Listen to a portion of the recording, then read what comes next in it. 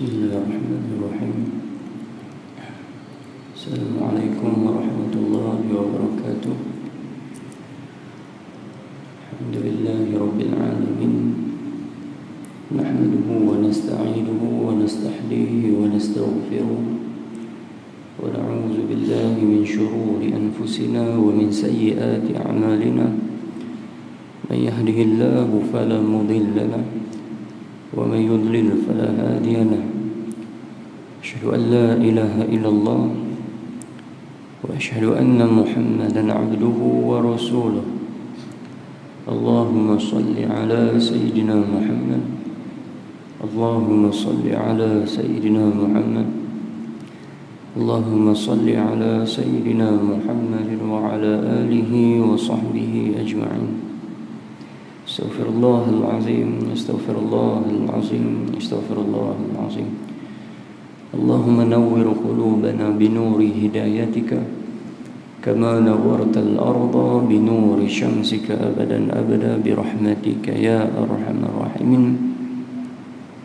Ya muqallibal qulub sabbit qulubana ala dinika wa ala ta'atika wa ala mahabbatika birahmatika ya arhamar rahimin. Amin ya rabbal alamin. Alhamdulillah, syukur kepada Allah Subhanahu wa taala. Kerana Allah taala masih lagi sudi memberi kita kenikmatan. Syukur kita kepada Allah taala kerana Allah taala sudi lagi izinkan lagi untuk kita sama-sama sujud pada Dia. Di saat ada orang yang tak boleh sujud, tapi Allah taala masih lagi izinkan kita untuk sama-sama boleh lagi sujud pada Dia. Dan syukur kepada Allah Ta'ala kerana Allah Ta'ala masih lagi memberi kita pernafasan untuk kita teruskan hidup. Di saat ada orang yang Allah Ta'ala telah ambil nyawa, tapi Allah Ta'ala memberi nyawa itu kepada kita, kita masih ada peluang lagi untuk hidup menjadi penghuni di atas muka bumi ini. Dan tuan membandar hati oleh Allah Ta'ala sekalian. Maka kita bayangkan, kalaulah tiba-tiba pagi ini untuk kita muhasabah diri, kalaulah tiba-tiba pagi ni kita mati, agak-agak di mana tempat kita? Kalaulah tiba-tiba pagi ni Allah Ta'ala tak benarkan ataupun Allah Ta'ala tak izinkan untuk kita hidup lagi, agak-agaklah di mana tempat kita pagi ni, hari ni, sekarang ni, di mana tempat kita hari ni dengan Allah Ta'ala? Kita tengok balik apa yang kita buat pada Allah Ta'ala, tengok balik apa yang telah kita beramal. Maka pagi ni Allah Ta'ala masih lagi beri izin kita untuk hidup lagi, maka peluang untuk kita beramal masih dibuka. Peluang untuk kita memohon ampun pada Allah Ta'ala masih dibuka. Pintu amal masih dibuka. Pintu bertaubat pada Allah Ta'ala pun masih Allah Ta'ala buka. Sedangkan kita tahu bila-bila saja kita boleh mati. Kan? Patutnya semalam kita dah boleh mati, pagi ini kita boleh mati, tapi dah Allah Ta'ala tak buat lagi. Allah Ta'ala masih lagi izinkan kita untuk kita hidup lagi. Sedangkan Allah Ta'ala sebut وَلِكُلِّ أُمَّةٍ أَجَلٍ فَإِذَا جَاءَ أَجَلُهُمْ لَا يَسْتَأْخِرُونَ سَاعَةً وَلَا يَسْتَقْدِمُونَ. وَلِكُلِّ أُمَّةٍ أَجَلٍ, kata Allah Ta'ala, pada setiap kita, pada setiap orang hamba ini, pada dia ajal, tempoh masa kehidupan, waktu untuk dia hidup. فَإِذَا جَاءَ أَجَلُهُمْ لَا يَسْتَأْخِرُونَ سَاعَةً وَلَا يَسْتَقْدِمُونَ. Bila mana sampai tempoh ajal yang telah aku tetapkan, kata Allah Ta'ala, jika sampai tempoh masanya, maka aku takkan lewatkan walaupun sesaat, dan aku takkan cepatkan walaupun sesaat. Baru ni saya pergi kuliah di satu masjid. Mereka telefon maghrib tu, sebelum pergi mereka telefon, mereka nak buat majlis yasin, sebab ada di kalangan qaryah mereka yang sedang kritikal di hospital menunggu. Jadi mereka pun nak buat majlis yasin untuk dipermudahkan segala urusan. Bila saya sampai masjid, sampai masjid, pengurusi mai jumpa, tukar majlis. Daripada majlis baca yasin, tukar majlis apa? Tahlil. Rupanya dia dah meninggal sebelum kita balik. Inna lillahi wa inna ilaihi raji'un. Maka Allah Ta'ala sebut bila sampai ajal dia, maka Allah Ta'ala akan ambil. Maka setiap yang hidup pasti akan mati, kata Allah Ta'ala. Kullu nafsin za'iqatul maut. Setiap yang merasai kehidupan, setiap yang orang yang masih hidup di atas muka bumi, maka wajib atas mereka merasai akan mati itu. Maka kita akan ikut juga. Kita tak akan kekal selama-lamanya di atas muka bumi. Kita pun turut akan ikut juga orang-orang lain. Kita pun akan turut menjadi juga penghuni di dalam muka bumi suatu hari nanti. Bila kita tak tahu. Kata ulama, mati itu pasti, misteri itu bila. Ya? Pasti kita pasti akan mati, cuma kita tak tahu bila yang kita akan mati. Maka sentiasalah kita hidup dalam preparation, dalam persediaan diri untuk bertemu dengan Allah Subhanahu wa taala. Kalau tuan-tuan dan dirahmati oleh Allah Taala sekalian, maka ulang balik, bila mana Allah Taala beri kesempatan untuk hidup, jom halalkan umur yang Allah Taala beri, jom halalkan nikmat Allah Taala masih lagi panjangkan umur kepada apa? Kepada sesuatu benda yang berfaedah. Sebab apa? Allah Ta'ala akan tanya balik setiap umur yang kita guna atas muka bumi.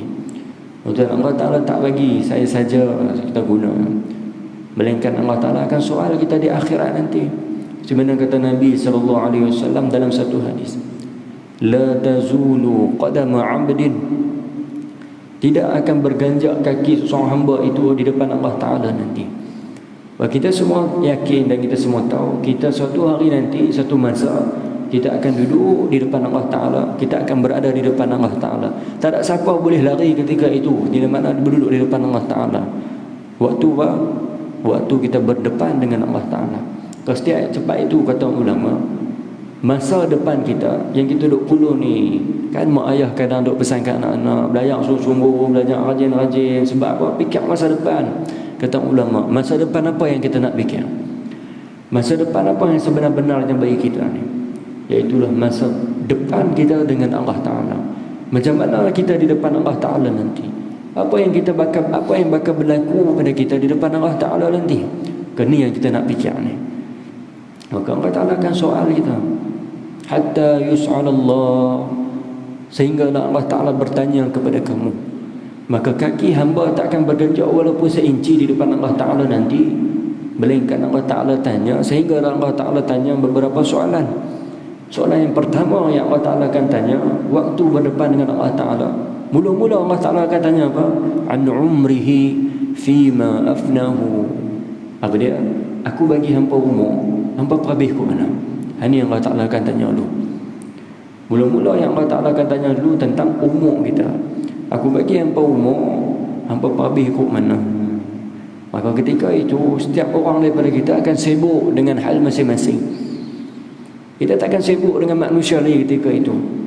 Dan ketika itu baru kita tahu rupanya kesibukan dengan Allah Ta'ala itu amat penting.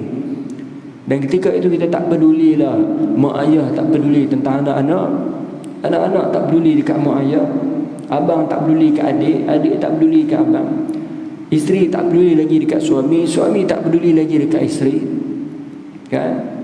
Kawan-kawan yang berbaik-baik dulu di atas muka bumi, kan? Hang tolong aku tolong hang. Maka ketika itu tak ada siapa boleh ambil tahu lagi. Semua sibuk dengan urusan masing-masing. Yauma yafirul mar'u min akhihi wa ummihi wa abihi wa sahibatihi wa banihi likulli imri'in yawma idzin sya'nun yu'ni.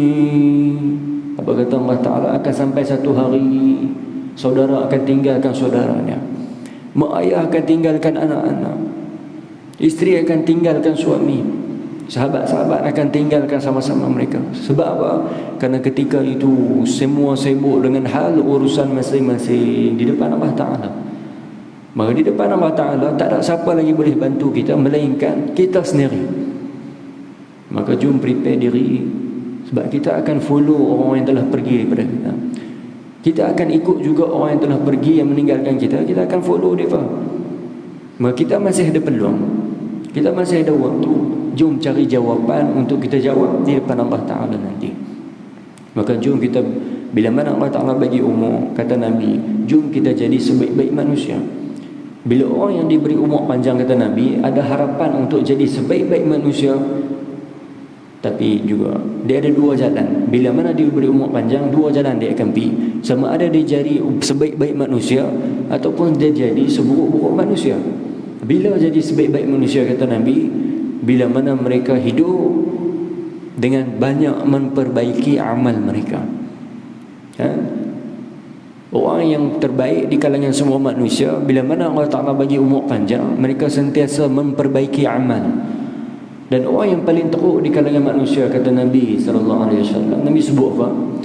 Bila mana Allah Ta'ala beri umur mereka panjang, mereka merosakkan amalan mereka.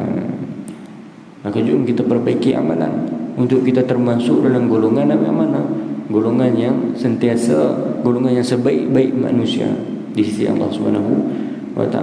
Tuan-tuan dan dirahmati oleh Allah Ta'ala sekalian, maka antara cara untuk kita memperbaiki amal, apa dia kata ulama, kata Imam Ghazali dalam kitab Hidayatul Salikin, Imam Ghazali sebut, bila mana umur kamu dah sampai di hujung-hujung umur, bila mana umur kamu dah sampai di hujung-hujung tanduk lah, apa benda yang kamu nak mengaji? Apa benda yang kamu nak mengaji buat kali yang terakhir? Apa benda yang kamu perlu fokuskan? Ilmu banyak, betul, umur dah hujung-hujung dah. Ibarat lilin dah tinggal nak tiup padahal umur dah hujung-hujung dah ni. Kata Imam Ghazali, ilmu apa yang kita nak fokuskan? Ilmu banyak. Ilmu, kalau ikut ilmu banyak yang kita nak kena mengaji lagi. Tapi kalau umur dah sampai hujung, ilmu apa yang kita nak fokuskan sekarang ni? Maka kata Imam Ghazali, mengajilah ilmu untuk memelihara amal kamu. Mengajilah ilmu yang memelihara amalan. Sebab apa? Kita nak berjumpa Allah Ta'ala, untuk bawa amalan-amalan, tiba-tiba amalan kita tak ada. Seperti mana yang Nabi sebut dalam satu hadis, seorang pemuda bila mana berdepan dengan Allah Ta'ala untuk terima buku amal, maka diterima buku amalnya. Kata Nabi SAW, pemuda ini buka buku amal dia, maka kita semua satu hari nanti kita akan dapat buku amal kita masing-masing, buku rekod kita masing-masing. Apa yang kita buat, kebaikan apa yang kita buat, kejahatan apa yang kita buat, kita akan terima dan kita akan tengok sendiri apa yang kita buat. Maka pemuda ni bila nama dah dapat buku dia, kata Nabi SAW, sebab apa? Pemuda ni dia excited. Sebab apa? Dulu di dunia dulu dia orang yang cinta Allah Ta'ala, dia orang yang beramal. Maka bila mana dia bukakan buku amal dia, dia dapati apa kata Nabi, satu kebajikan dia tak ada di depan Allah Ta'ala. Tak ada satu pun kebajikan yang dibuat di dunia dulu, tak ada pun dalam buku tu. Maka dia bertanya kepada Allah Ta'ala, Ya Allah, aina salati, aina sa'imi, wa aina ta'ati ya Allah. Maka dia bertanya, Ya Allah, di mana solat aku dulu ya Allah? Di mana solat aku dulu yang aku solat berpuluh-puluh tahun di dunia dulu? Di mana? Satu pun tak ada. Satu pun tak ada. Untuk kita berapa puluh tahun dah hidup, dan ada yang sampai 70, ada yang 80. Tiba-tiba bayangkan di depan Allah Ta'ala, tiba-tiba satu amal solat kita tak ada satu pun dalam buku tu. Maka apa perasaan kita ketika itu? Maka lelaki ni tanya, di mana solat aku? Wa aina sha'imin, dan di mana puasa aku dulu? Aku 70 tahun dah, aku 80 tahun aku berpuasa dulu atas dunia dulu. Mana semua puasa aku dulu mana? Tak ada. Wa aina ta'ati, dan mana taat aku dulu pada kamu ya Allah? Aku di dunia dulu taat kamu ya Allah, mana ada ya Allah?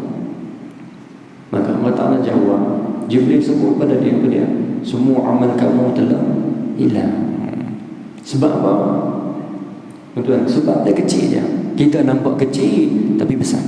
Apa dia? Nabi sebut, sebab amal yang dia buat dulu hilang. Sebab kata Jibril, sebab kenapa amal kamu hilang? Karena kamu dulu ada jiran kamu berlapar di sebelah rumah, kamu tak ambil tahu langsung. Kamu beramal, kamu solat, kamu puasa, kamu taat Allah Ta'ala, kamu beribadat, tapi urusan jiran kamu sebelah, dia tak ada duit, dia tak boleh makan, kamu kenyang di rumah, dia berlapar di sebelah. Maka sebab itu saja, sebab itu saja. Sebab apa? Sebab pentingkan diri sendiri. Jadi aku lepas tak apa, orang lain punya pasal lah. Jadi aku okey tak apa dah. Orang lain dia berfikir sendiri lah.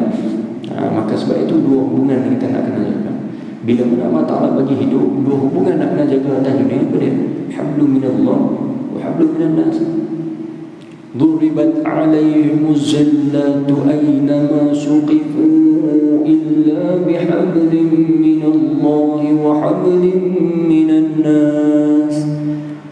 Maka celakalah mereka itu di atas dunia, melainkan mereka menjaga dua hubungan, hablum minallah dan hablum minan nas. Maka orang akan celaka bila tak jaga dua hubungan ni. Tuan-tuan penerangan tele Allah Ta'ala sudah beli disebut apa? Maka bila mana Allah Ta'ala bagi umur, jom jaga umur kita, sebab Allah Ta'ala akan soal bagi umur kita. Dan kata ulama, kata tuan guru, amal yang nak menjaga amal balik, amal yang nak menjaga amalan kita di dunia supaya tak hilang, apa dia? Jagalah hati kamu. Jagalah hati-hati kamu. Sebab apa, tuan?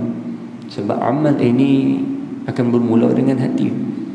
Kita buka balik kitab kita insya-Allah, pada 20 sifat hati yang tak elok dan 20 sifat hati yang terpuji dan yang terkeji.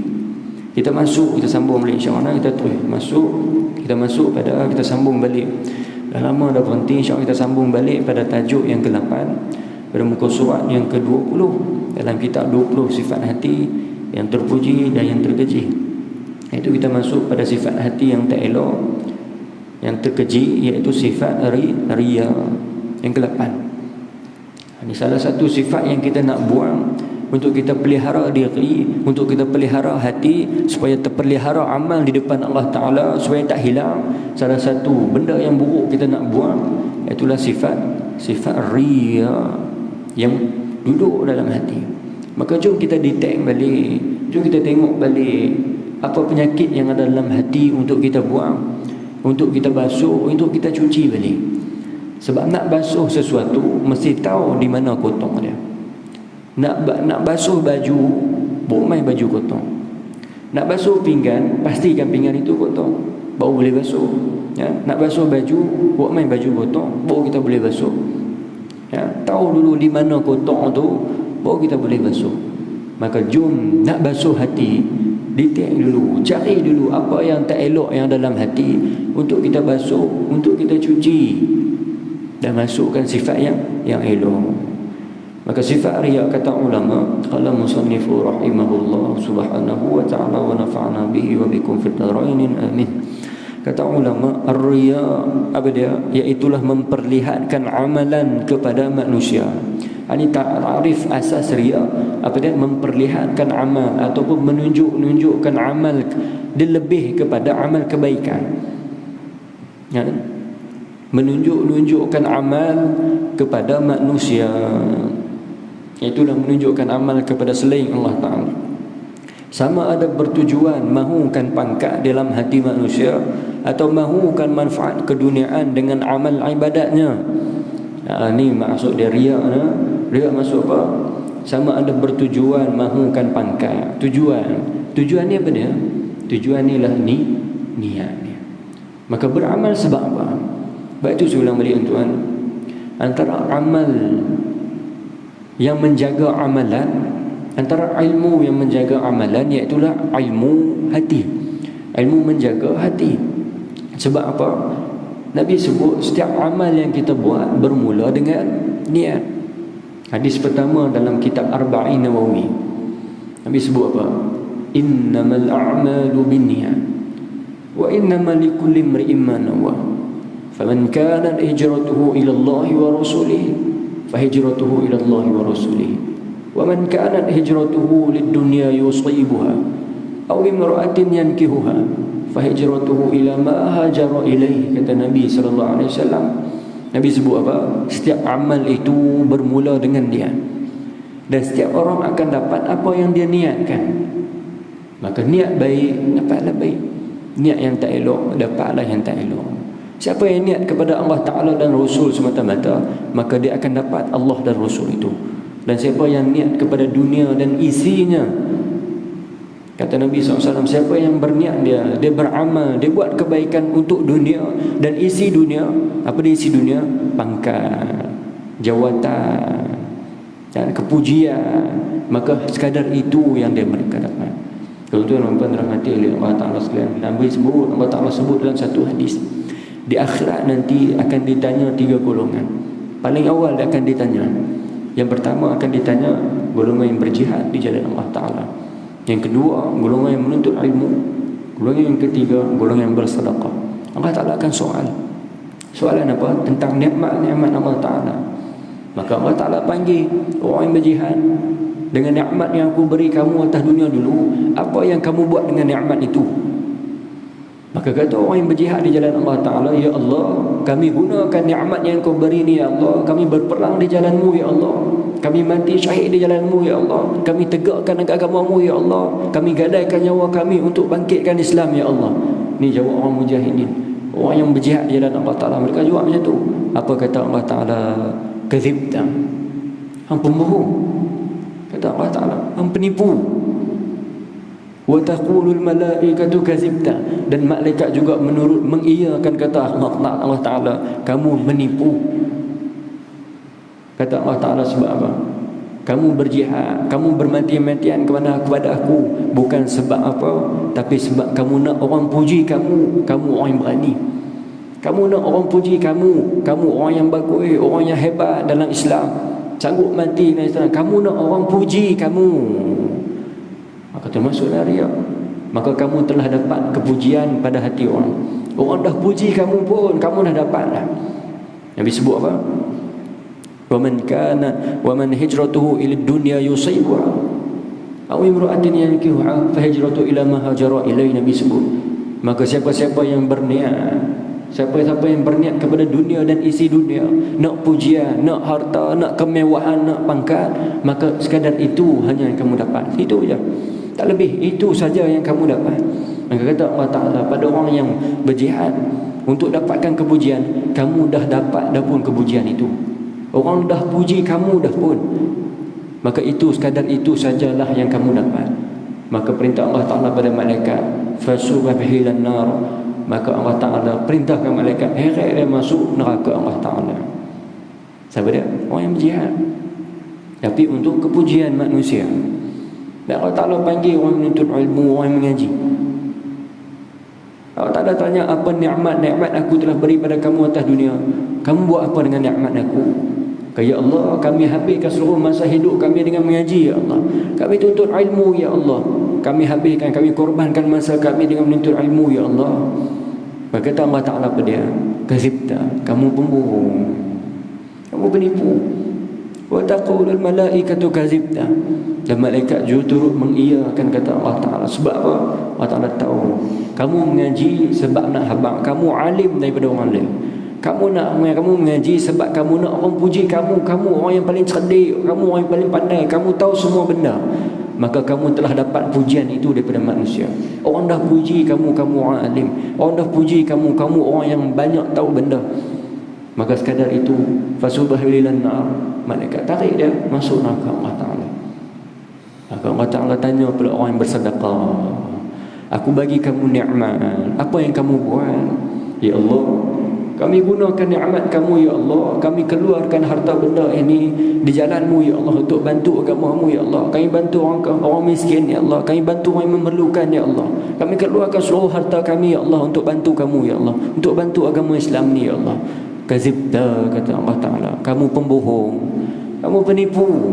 Kamu buat semata-mata untuk bagi tahu orang lain, bagi tahu kamu, orang lain puji kamu orang yang pemurah. Kamu orang yang ringan tangan untuk memberi, kamu orang yang bagus, maka kamu telah dapat pujian itu. Orang dah puji kamu orang yang pemurah. Orang dah puji kamu orang yang ringan tangan, maka sekadar itulah apa yang kamu dapat. Fasuba bihil nar. Allah Ta'ala heret tiga golongan ni bila niat mereka tak betul. Sebab itu tuan-tuan, amal dah, tapi amal itu rosak dengan apa? Dengan hati yang tak center, dengan hati yang tak kena. Maka pasal apa hati yang nak kena jaga? Sebab niat. Aina mahalluhu niat. Ulama sebut di mana tempat niat. Benda yang kita nak kena jaga, niat kita. Setiap kali kita beramal, iaitu niat kita nak kena jaga. Pasal apa aku beramal? Pasal apa aku buat kebaikan? Maka nak jaga niat, tempat niat di mana? Hati. Maka bersihkan tempat dulu, baru boleh masukkan niat yang elok. Kalau tempat tak elok, kalau pinggan tak basuh, kita nak makan nasi pun tak lalu. Orang ambil kita pinggan tak basuh, nak buah nasi yang baru, duk panas-panas baru masak, buat main pinggan yang tak pernah basuh.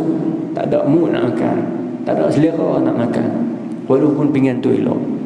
Maka yang paling penting kita nak kena jaga hati. Sebab apa? Hati yang akan meletakkan niat itu baik ataupun tak baik.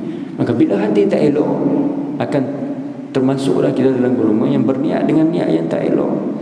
Tuan-tuan dan puan dirahmati oleh Allah Ta'ala sekalian, maka ulama sebut riya ini memperlihatkan amal kepada manusia, sama ada bertujuan mahukan pangkat di dalam hati manusia atau mahukan manfaat keduniaan dengan amal ibadatnya, seperti mahukan upah atau kepujian.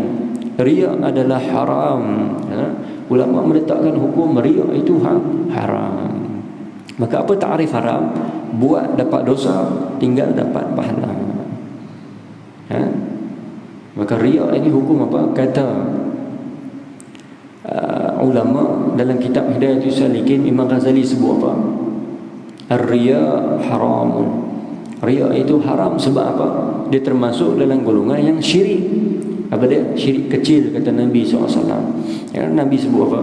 Syirik, dan juga kata Nabi SAW dan ulama, syirik kecil yang tersembunyi. Maka riya adalah salah satu syirik kecil. Bila mana Sayyidina Umar Al-Khattab radhiyallahu anhu meriwayatkan satu kisah. Bila mana dia nak berjalan kepada masjid Nabi SAW. Ni cerita ni kisah kewafatan, Nabi dah wafat dah. Bila mana Sayyidina Umar berjalan nak pergi masjid Nabi SAW untuk ziarah. Bila sampai di masjid Nabi ni, waktu bukan waktu solat, saja-saja nak pergi masjid. Bila sampai di masjid, Nabi nampak ada seorang sedang duduk di hujung makam Nabi SAW, sedang teriak. Tapi Sayyidina Umar nampak. Maka Sayyidina Umar pergi kepada lelaki tersebut dan tengok siapa dia. Sayyidina Mu'az bin Jabal, seorang sahabat Nabi, salah satu sahabat kubra Nabi, salah satu sahabat besar Nabi SAW. Maka Sayyidina Umar tanya Sayyidina Mu'az, "Ya Mu'az, kenapa engkau teriak di makam ni ya Mu'az? Kenapa engkau teriak di makam di sisi Rasulullah SAW?" Mu'az kata apa? "Aku teringat satu benda yang Nabi sebut. Aku teringat satu hadis yang Nabi sebut." Sayyidina Mu'az teriak sebab teringat satu hadis Nabi SAW. Nabi sebut apa pada Mu'az? "Ya Mu'az, salah satu amal yang menyebabkan kamu syirik kepada Allah Ta'ala ialah riya." Maka teriak Sayyidina Mu'az. Sebab apa? Sebab apa? Maka Sayyidina Umar tanya, "Kenapa kamu teriak?" Maka Mu'az jawab, "Ya Umar, ya Amirul Mukminin, sesungguhnya Nabi sebut syirik kecil itu riya.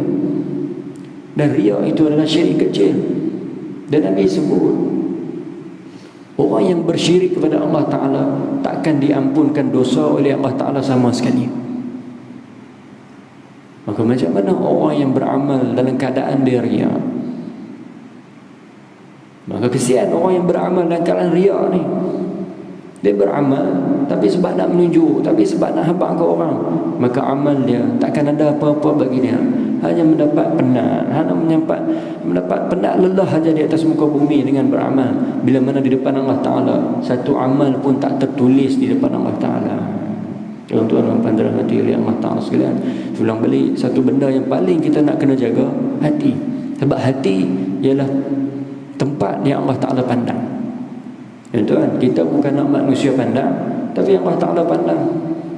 Allah Ta'ala tak pandang tubuh badan kita, Allah Ta'ala tak pandang muka kita, jasad kita, Allah Ta'ala tak pandang harta kita, Innallaha la yanzuru ila suwarikum wa amwalikum. Allah Ta'ala tak pandang kamu handsome ke, kamu segak ke, kamu uduk ke, hitam ke, putih ke. Allah Ta'ala tak pandang. Wala yanzuru ila amwalikum, dan Allah Ta'ala tak tengok kamu daripada segi harta benda kamu, kaya ke, miskin ke, ada duit ke, tak berduit ke. Allah Ta'ala tak tengok. Walakin yanzuru ila qulubikum. Allah Ta'ala hanya menilai kamu daripada hati-hati kamu. Maka jom jaga hati. Sebab apa? Hati tempat Allah Ta'ala nak pandang. Jom jaga hati, sebab hati tempat Allah Ta'ala nak mencintai kita. Sebab bila Allah Ta'ala sudi pandang kita, Allah Ta'ala pandang dengan kasih sayang dan rahmat dia. Tapi bila mana Allah Ta'ala tak sudi pandang, bermakna kasih sayang dan rahmat Allah Ta'ala tak ada pada kita. Tuan-tuan, kata ulama, bila yang Allah Ta'ala tak pandang kita lagi? Bila? Tuan-tuan guru, bila yang Allah Ta'ala tak pandang? Sedangkan Allah Ta'ala nak pandang seluruh makhluk hamba dia. Bila yang Allah Ta'ala pandang, bila Allah Ta'ala tak pandang? Kata ulama, Allah Ta'ala pandang bila hati kamu hidup bersamanya, maka Allah Ta'ala pandang kamu. Tapi Allah Ta'ala takkan pandang kamu.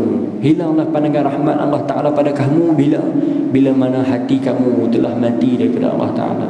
Tuan-tuan, contoh mudah yang Tuan Guru bagi. Kita hidup di dunia, siapa yang kita nampak? Kita hidup di dunia ni, siapa yang kita nampak? Kita hanya nampak orang yang di depan kita saja. Orang yang hidup di atas muka bumi kita nampak, kan? Orang tu kita kenal ke, orang tu kita tak kenal ke, kita akan nampak dia. Tapi mayat kita nampak tak?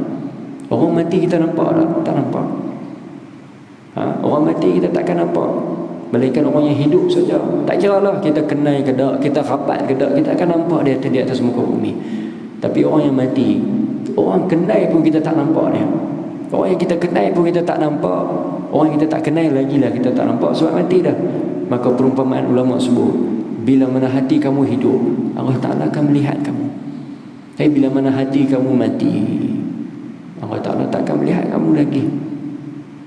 Maka bila Allah Ta'ala tak tengok, kata ulama, takut-takut apa? Sebab Allah Ta'ala melihat. Selagi mana Allah Ta'ala melihat, selagi itu rahmat dan kasih Allah Ta'ala masih berada pada kamu. Bila mana Allah Ta'ala tak melihat lagi kamu, ketahuilah pelihatan itu, lihat Allah Ta'ala itu pergi dengan kasih sayang dan rahmatnya. Kalau tuan-tuan rahmati oleh Allah Ta'ala sekalian, maka jom jaga hati, sebab Allah Ta'ala nak menilai hati. Jom jaga hati, sebab hati tempat untuk Allah Ta'ala, tempat paling istimewa kita dengan Allah Ta'ala di hati. Dan Nabi sebut apa? Nak habaq ketegasan Nabi suruh jaga hati. Dalam kitab hadis Imam Arba'in Nawawi, Nabi sebut apa? Inna fi jasadil mudghah, dalam jasad kamu itu ada seketul daging. Inna fil jasadil mudghah, idza salaha salaha jasadu kulluh, wa idza fasada fasada jasadu kulluh. Bila baiknya hati, bila baiknya daging ni, maka baiklah seluruh amal kamu, baiklah seluruh anggota badan kamu, baiklah seluruh percakapan kamu. Maka bila baik daging ni, baiklah seluruh apa yang ada pada kamu, semua akan jadi baik. Wa iza fasada jasadu kulluh. Bila mana teruk buruknya daging ni, maka buruklah seluruh apa yang ada pada kamu. Tubuh badan kamu tak elok, amal kamu tak elok, percakapan kamu tak elok, apa yang kamu buat akan jadi tak elok. Bila apa dia kata Nabi? Wahya qalbun, dan dialah hati kamu. Maka bila hati baik, percakapan akan elok, amalan akan elok. Bila amalan elok, amalan itu yang Allah Ta'ala nak terima. Tapi bila hati tak elok, tubuh badan akan jadi tak elok, amal akan jadi tak elok, percakapan jadi tak elok. Bila amal tak elok, amal itu takkan Allah Ta'ala terima. Innallaha thayyibun la yaqbalu illa thayyiba. Sungguhnya Allah Ta'ala itu baik dan menerima sesuatu yang baik semata-mata baik. Bila Allah Ta'ala terima yang baik, adakah yang buruk Allah Ta'ala terima? Tak terima. Maka jom ngaji tentang amal untuk menjaga balik amal kita di depan Allah Ta'ala. Sebab itu Nabi sebut, khairun nas, sebaik-baik manusia, man tala umruhu wa hasuna amaluhu. Sebaik-baik manusia, mereka diberi umur panjang dan mereka perbaiki amal. Tuan-tuan tengok balik, Nabi tak sebut perbanyakkan amal, Nabi sebut perbaiki amal. Kalau kita nak berlumba amal banyak, tak lakat dah tuan. Kan umur kita berapa dah, semayang pun duduk atas kursi dah. Ya, nak sujud pun tak boleh sujud macam orang lain lah. Kita nak perbanyakkan amal pun letih dah. Ya, buat asal. Kalau hati ikut hati tu nak sangat perbanyakkan amal, tapi dengan fizikal kita tak mampu. Maka Nabi tak sebut sebaik-baik manusia perbanyakkan amal. Nabi tak sebut. Nabi sebut apa? Man tala umruhu wa hasuna amaluhu. Sebaik-baik manusia diberi umur panjang dan dia perbaiki amal dia. Kepada amal itu, kepada amal yang lebih baik. Sebab kata ulama, apa guna amal yang banyak tapi ditolak? Apa guna amal yang banyak tapi satu pun tak ingat Allah Ta'ala? Kira nak banyak lebih daripada orang lain, sampai hati tak duduk bersama Allah Ta'ala. Solat, sat-sat solat. Tuan Nabi sebut apa? Sayati fi akhir zamani ala ummati. Akan datang di akhir zaman ke atas umat aku, Nabi sebut. Yusalluna wa la yusallun. Mereka bersolat tapi mereka tak bersolat, kata Nabi SAW. Akan datang di akhir zaman umat aku akan datang, mereka bersolat tapi mereka tak bersolat. Macam mana tu? Mereka solat tapi tak bersolat. Maksud apa? Tengok balik apa makna solat, tuan. Pati balik apa makna solat. Kita solat berapa lama dah, tuan? Berapa tahun dah kita solat? Kata tuan guru sebut apa? Syekh ni sebut apa? Nak buat sesuatu amalan, faham makna amalan itu, baru kamu beramal sampai kepada maknanya. Tapi kalau kamu tak faham makna amal, kamu takkan sampai amal, kamu takkan sampai kepada maksud amalan itu. Maka jom faham balik apa maksud solat, apa makna solat. Solat, apa makna dia? Hubungan, connection kita dengan Allah Ta'ala. Maka Nabi sebut akan datang di akhir zaman nanti mereka bersolat tapi mereka tak bersolat. Maksud dia apa? Nabi sebut di kalangan umat aku nanti di akhir zaman, mereka nampak bersolat tapi hati mereka tak berhubung dengan Allah Ta'ala. Maka tak dikira solat. Sebab solat itu apa dia? Solat itu hubungan. Solat itu kita berhubung dengan Allah Ta'ala. Tapi bila tak berhubung, adakah dinamakan solat? Bila kita tak berhubung dengan Allah Ta'ala secara batinnya, adakah dinamakan solat? Kalau tuan-tuan dirahmati oleh Allah Ta'ala sekalian, maka nak berhubung kita dengan Allah Ta'ala di mana? Di hati. Maka kalau hati tak elok, macam mana kita nak berhubung dengan sesuatu yang mulia, yang agung, jika hati yang tak elok? Maka jom prepare hati, jom prepare diri untuk bertemu dengan Allah Ta'ala. Sebab apa? Kita semua akan mati. Dan Nabi sebut dalam kitab Al-Jawhirul Maw'ud wa Munbihatil Qulub, Nabi sebut apa? Al-maut jizrun yuwassilul habib ilal habib. Mati itu satu jambatan untuk menemukan kekasih dengan kekasih. Ni mati. Maka sebab itu tuan, apa hikmah Allah Ta'ala matikan semua manusia? Sebab Allah Ta'ala nak berjumpa dengan kekasih dia. Siapa dia? Hamba-hambanya. Sebab itu Allah Ta'ala tak bagi kita hidup selama-lamanya atas dunia. Sebab apa? Allah Ta'ala nak jumpa kita. Maka mati itu satu jambatan nak menemukan kekasih dengan kekasih. Kata Nabi SAW, persoalan dia sekarang, siapa kekasih aku atas dunia ni?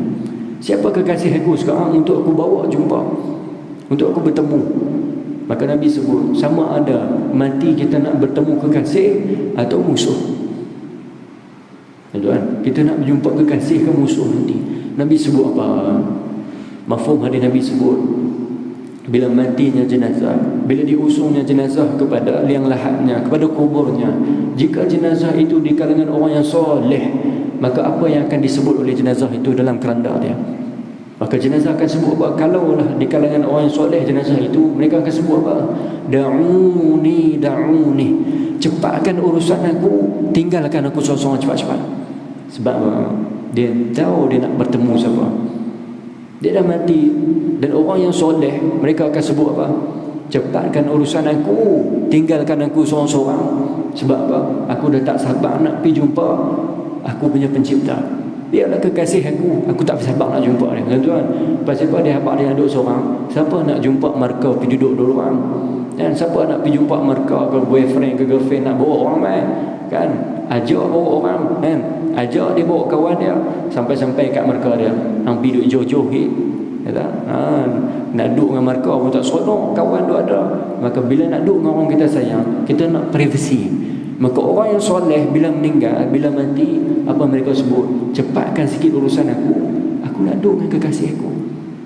Tapi kalaulah jenazah itu Nabi sebut bukan di kalangan orang yang soleh, khairu salihah, apa yang dia sebut?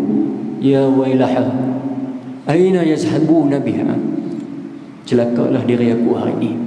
Kalau bukan di kalangan orang soleh, apa yang kau sebut? Celakalah diri aku hari ini. Bahasa kita sebut apa? Mampu aku hari ini, mampu aku hari ini. Pasal apa mereka sebut macam tu? Sebab mereka tahu siapa yang mereka nak jumpa. Tuan, kalau orang yang soleh akan dapat nikmat dalam kubur itu.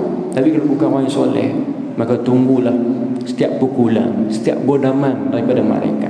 Maka mampulah dari aku hari ini, dia sebut celakalah dari aku hari ini. Aina yazhabuna biha, hampa nak bawa aku pergi mana ni? Tuan, orang yang khairu salihan, orang yang bukan di kalangan orang yang soleh, apa yang dia sebut?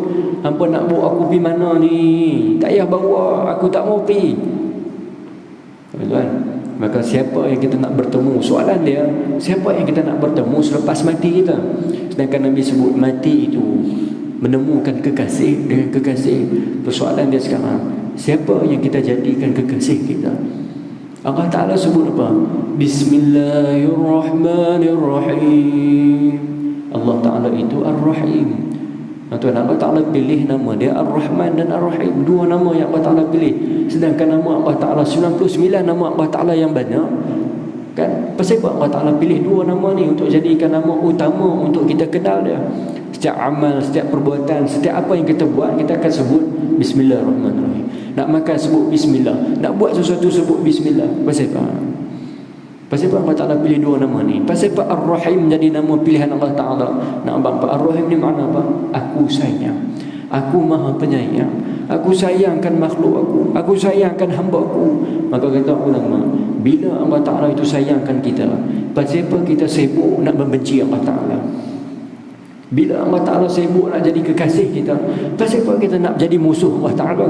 Bila kita jadi musuh, bila tinggalkan apa yang Allah Ta'ala suruh dan buat apa yang Allah Ta'ala larang. Kalau kamu ada masalah dengan Tuhan kamu, maka siapa yang kamu nak jumpa? Soalannya, bila mati kamu. Sedangkan Allah Ta'ala declare kita sebagai kekasih, Allah Ta'ala nak bertemu kita sebagai kekasih. Tapi pasal apa kita nak jumpa Allah Ta'ala dalam keadaan kita bermusuh dengan Allah Ta'ala? Maka soalan dia sekarang, benda yang paling besar yang kita nak mengaji pada dia, ngajilah tentang ilmu memperbaiki amal, iaitulah ilmu memperbaiki hati kamu. Bila hati kamu baik, maka seluruh amal kamu baik. Bila seluruh amal kamu baik, innallaha thayyibun la yaqbalu illa thayyiba. Sungguhnya Allah Ta'ala terima sesuatu yang baik.